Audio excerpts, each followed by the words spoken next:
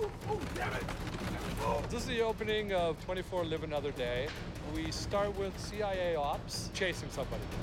The series begins running, you know. Freeze it right there. That Jack Bauer has survived intact to live another day is good news for a lot of people. What the hell have you been doing the past 4 years? I was really excited that 24 was coming back. I couldn't believe it. There's fireballs, there's action. It's all good 24 kind of stuff. It's a high-octane thriller with literally time ticking down. It's the self-destruct program. Damn it! Why is he here? Why is he back? Jack Bauer is a traitor and a psychopath. Is he here to harm the president? Is he here to help the president? We don't know. If an American president is assassinated on foreign soil, you're looking at a world war. London and the CIA will never be the same.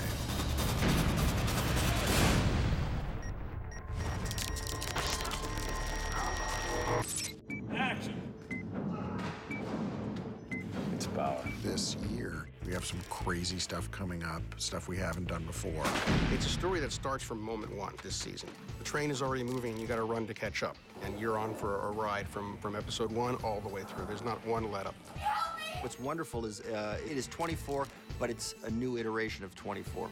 The show is set in London, England, and it's the first time we've actually shot fully on location. What brings Jack to London is he's been out of the United States since the very end of season 8.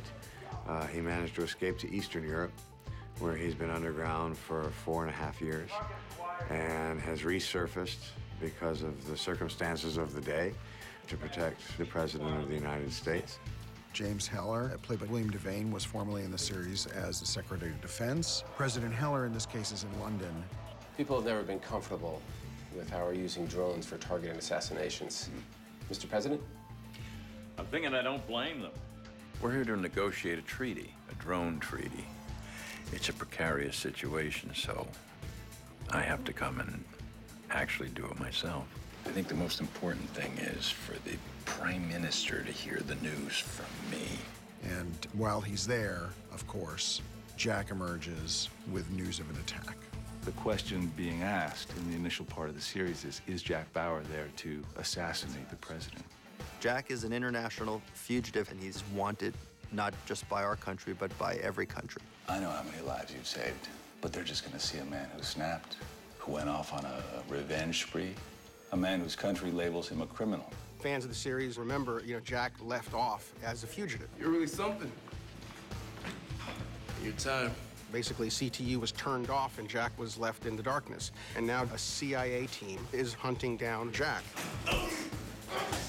But Jack is onto something, and there's much more than just him having been caught. There's a larger mystery that he's trying to uncover. Why is he here? Why is he back? Does this have something to do with the president, and does it have something to do with these drones? So really that becomes our mystery. 2 weeks ago, I intercepted intel framing an assassination attempt on President Heller, supposed to take place in London here today. You're gonna help me?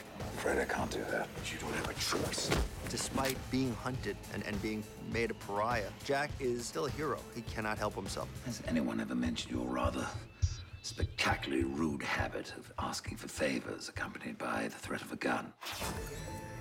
What brought me back was really Howard Gordon, who was our lead writer, called me up and said, look, I've had this idea for about 12 episodes for a while, and it's kind of just gnawing at me. Would you be interested in doing it? We really wanted to see Jack Bauer. Look, it's really like seeing an old friend again. And I have to say, when we saw the dailies of Jack Bauer for the first time, we just all smiled and looked at each other. Kiefer looks great. He's cut. He looks like someone who's been living raw and on the edge for years. You know who I am. Trigger an alarm and I'll blow your head off. I think he found Jack again pretty quickly. Kiefer and Jack Bauer are pretty well connected at this point.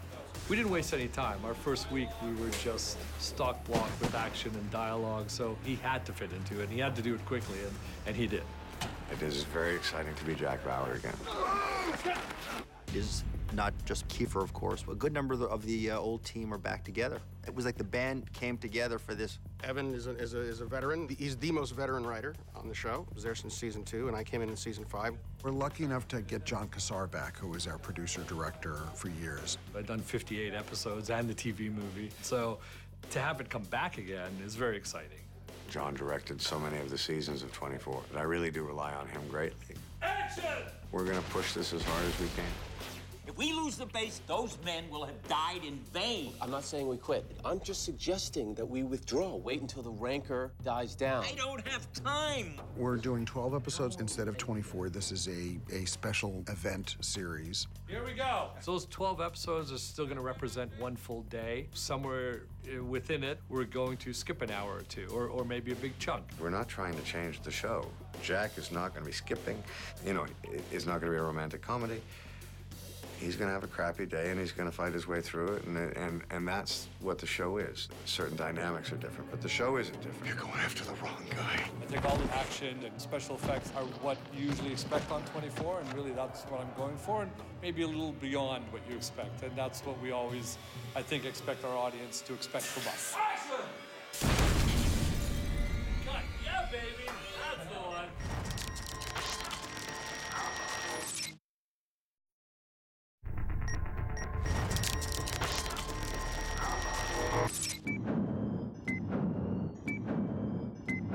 This year, maybe my favorite cast that we've ever had.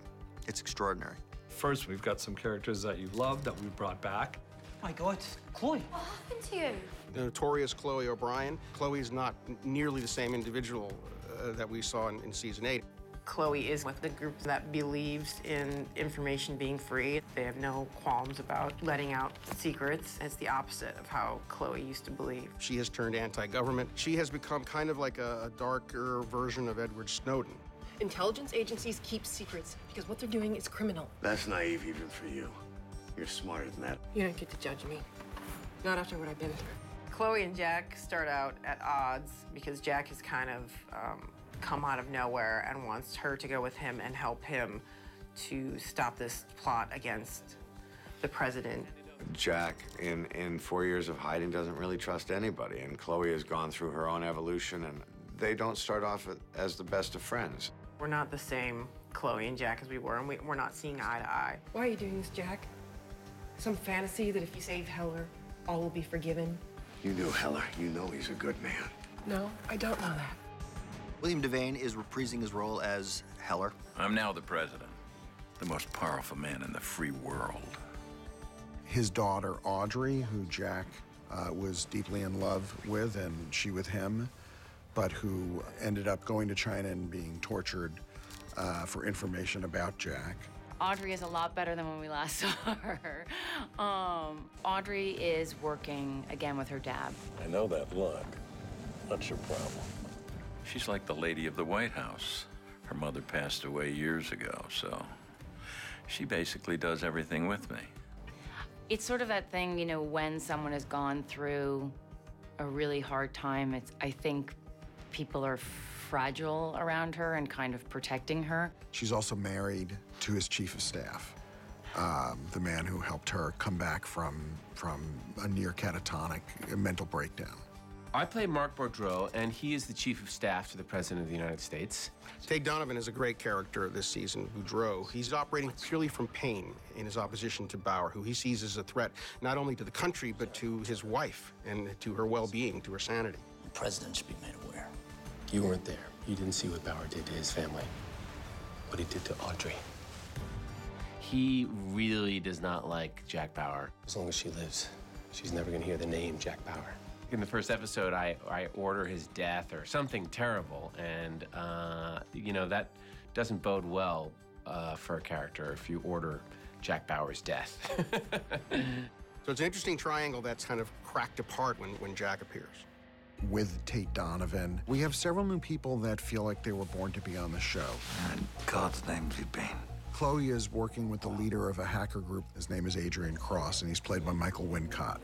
And he's a charismatic, almost prophet-like figure who presides over this group of misfits who help him dig out information about governments and spread it. We acquire and disseminate information. You make it sound like what you do is benign. We both know that's not true. The CIA station chief is Agent Navarro, who's played by Benjamin Bratt. For me as an actor to be invited to come on board and participate, to really jump on board this roller coaster that is a global phenomenon, has been a real thrill. With 24, you can never be certain that someone is what they say they are. But what I know of who I play at this point is that he is a calm leader. He's cautious, he's very thorough. Hey, sorry I shut you down. I play Kate Morgan, the CIA agent. We meet her, she's packing up because she's being demoted. Her husband was revealed to be a traitor selling secrets to the Chinese, and she's about to be transferred back to the States.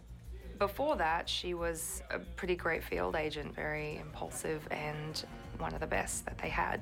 She sees capturing Bauer as her way of redeeming herself. She has instincts that are very in sync with Jack Bauer when he was a young agent, and goes a long way to proving herself to be reestablished as part of my crew. I'm the one that got inside Bauer's head. Not you, not Eric, not anybody. She has to go head-to-head with Jack, and that's not easy to do for anybody to do. What's she doing here? I reinstated it just until we get Bauer back. Eric Ritter arrived at the station to take Kate's job when she transfers out, and he's impatiently waiting. She might be trying to prove herself. I don't care. But you don't expect me to work with her, do you? I expect you to do your job without questioning my orders. Benga, who, of course, everyone knows from The Wire fame, is Eric.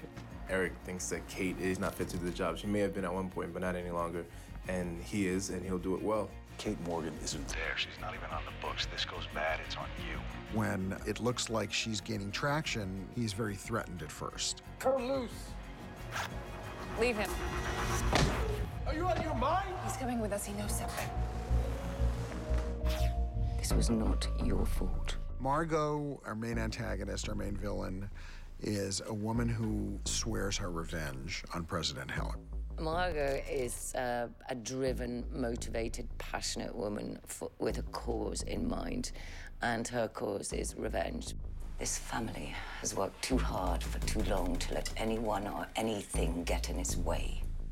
Margot's daughter, Simone, has been raised with not only radical politics and to believe in terrorism, but to obey her mother and do whatever her mother asks. Simone has a very strong set of beliefs that she's been brought up with. She would stop at nothing. She is ruthless in a way, but I don't see her as in any way a bad person. I think she just genuinely does what she thinks is right. Somebody's trying to kill me! Help me! Help me! Let me go! 24 really is an ensemble show. It can only be as good as the cast that takes you there, and we couldn't have asked for better.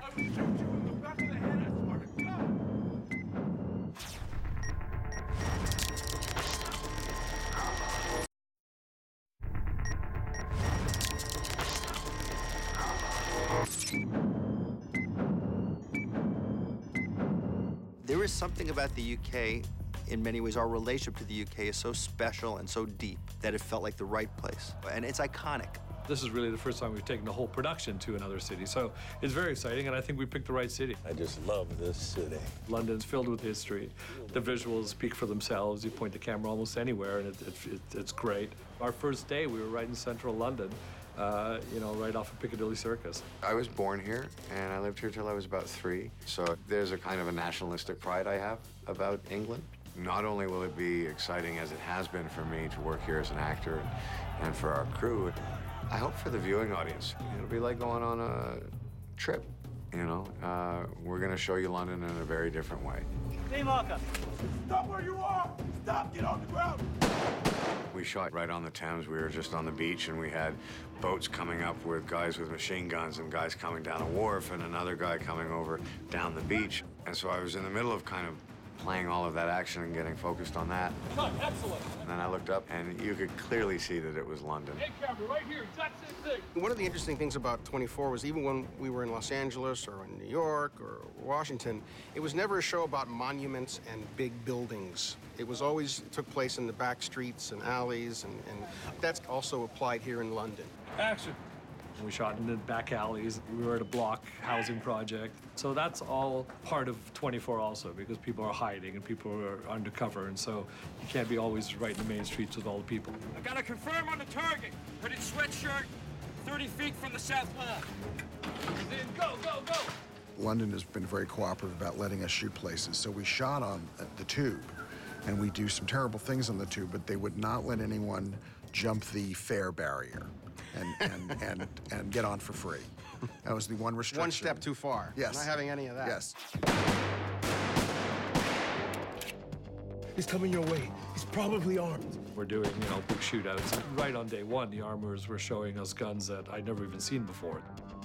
We've got quite a lot of weaponry on this series, and we're going to start with Jack's gun. We've updated it for this series of 24. He used to have a HK USP compact. We now have a HK P30.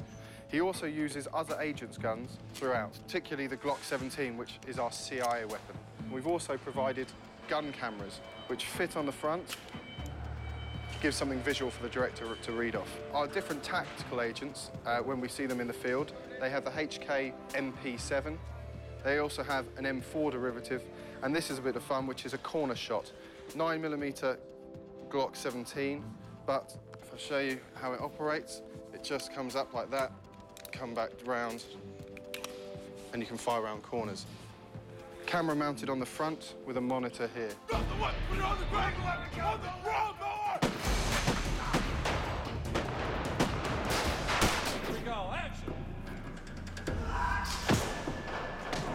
My name's Mark Mottram. I'm the stunt coordinator on 24. John moves so quick. He knows where he's going, knows the shots. We've just got to be on top of everything, and it's got to be ready. If I'm holding him up, mate, he's kicking me up the butt. Do you know what I mean? So Kiefer picks it up so quick. Do you know what I mean? He's done this a million times. It's like driving a car to him, We literally set a few moves. He comes in, picks it up like, nothing. It's just really quite cool, yeah. Mark and his team, I think, are really good, and they really are a team. Shooting at us, move! They've had a very busy episode 1 and 2. It was filled with fights and action, so they've hit the floor running, and the poor guys, I don't think are going to get much of a break. I think they're going to be very busy through the 12 episodes. 3, 2, 1, action! Sorry, boys. The guys that do our special effects, they've been a crack crew. It's very important for 24. We blow things up. It's what we're known for. And so coming to the UK was not going to change that. Bullet hits, things breaking, atmosphere, obviously, in all our sets, which is smoke and water. In the first 2 episodes, we've already had, I think, probably over a dozen explosions. God, that was awesome!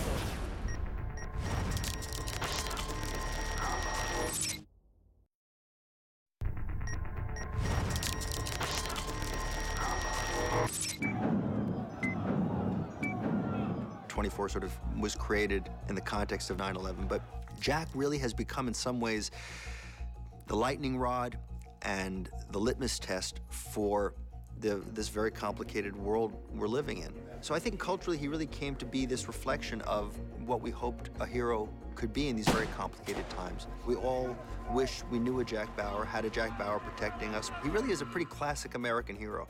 Jack Bauer is the kind of character that has universal appeal in that he is a man of principles. Come on, Mr. Bauer. His principles drive his every action. Now or never. The character has taken on kind of a little bit of a mythic status, a little larger than life. There's a lot of speculation about what's happened to him, who he is after he fell off the deep end at the end of season 8. Kiefer's playing it with an incredible amount of intensity and need to succeed and a need to be a hero. The character is like a kind of this fantastic long-lost friend, and so we got to see each other again. Fox was very, very gutsy to do a show like 24. 24, for me, was really a catalyst for how television was viewed and is viewed. 24 was one of the sort of first, binge watching of shows. Classic 24 kind of had that addictive, all the plots leading to the end of that episode. You couldn't wait, the binge watching. And now that's become the model, and we have so much great programming that came after that. Television, to me, is the most exciting medium. And I'm telling you this as an actor who does films and television. For all of those reasons that television has become as exciting as it is, 24 was one of the aspects that helped shape that. And for that, I will always be proud. We were fortunate to just be right at the leading edge of that wave. It was kind of a new age of television. It was really exciting to keep pushing the limits. And I don't think that's going to stop. I mean, I think 24 is still one of those shows. And even though we're coming back after being, laid off for a while, I think we're still going to be on that leading edge. What's cool, I think, about 24 is that it reflects the issues that are going on today. 24 was always dealing with stories that were ripped right out of the headlines, and so I think that's always part of what we give you when we give you 24. Several things that really have become bigger issues in the 4 years since the show's been on. Drone warfare, the advent of WikiLeaks, and hyper-government surveillance and people revealing that. It's thrilling that there are so many storylines started and in gear right here in this first hour. It's just amazing. Certain facts have been covered up by us. I think, you know, most television would like to be this relevant. You don't need to have watched the show before to watch the show now. We're designing it so that you can just, you know, get on board the moving train. It's very quick, it gets your heart racing. It's been described as a soap opera on crack. We shoot it faster. It's more instinctive. It's just simply more exciting. It becomes an edge-of-your-seat experience. It's going to be so satisfying to the fans of 24. The show's coming back, and there's nothing we can do to stop it. They want blood. Stop, stop. This is bigger than President Heller. They're planning a full-scale attack.